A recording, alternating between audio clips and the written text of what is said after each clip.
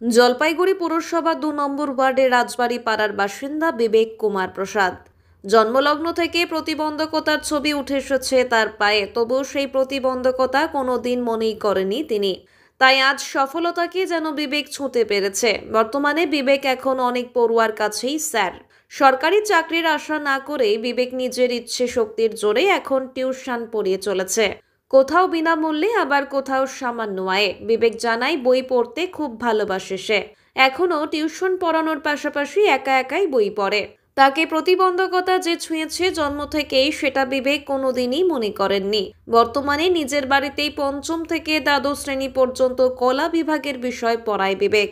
অন্যদিকে বিবেকের মা রাখি প্রসাদও সন্তানের এই সাফল্যে খুশি প্রকাশ করেন। তারও বক্তব্য, কোনোদিন মনেই করেনি আমার ছেলের প্রতিবন্ধকতা রয়েছে। তার মা আরও জানান, খুব ভালো লাগে যখন ছাত্রছাত্রীরা আমাকে স্যারের মা বলে।